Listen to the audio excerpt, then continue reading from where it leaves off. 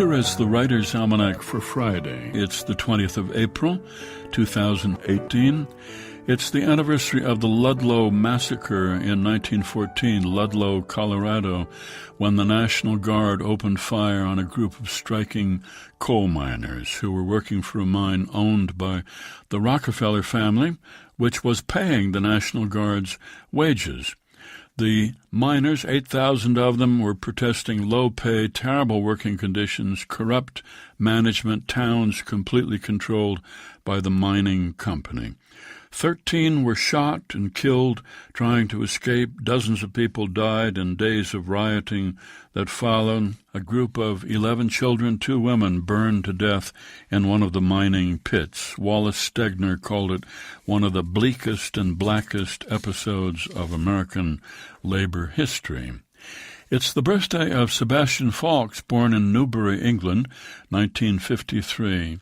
Author of a couple of best-selling novels, The Girl at the Lion d'Or and his 1993 novel Birdsong. Sebastian Faulks, who was commissioned by the estate of Ian Fleming to write a James Bond novel to celebrate Ian Fleming's centenary, and he wrote one, Devil May Care. With James Bond in Paris at the height of the Cold War, a beautiful woman at his side, danger around every corner. Sebastian Faulks said he was surprised how well James Bond books stood up. The secret, he said, was the sense of jeopardy that Fleming creates about his hero and a certain playfulness in the narrative details and a crisp journalistic style that has not dated. And it's the birthday of the fantasy writer Peter S. Beagle, New York City, 1939, best known for The Last Unicorn, the story of a unicorn who realizes she is the last unicorn who is not imprisoned and sets out on a quest to free the others. Peter S. Beagle, who said, "Imagination is a muscle, and it has to be worked out." Here's a poem for today by Louise Glick entitled Widows. My mother is playing cards with my aunt, spite and malice, the family pastime, the game my grandmother taught all her daughters. Midsummer, too hot to go out. Today my aunt's ahead, she's getting the good cards. My mother's dragging, having trouble with her concentration. She can't get used to her own bed this summer. She had no trouble last summer getting used to the floor. She learned to sleep there, to be near my father. He was dying. He got a special bed. My aunt doesn't give an inch, doesn't make allowance for my mother's weariness. It's how they were raised. You show respect by fighting. To let up insults the opponent.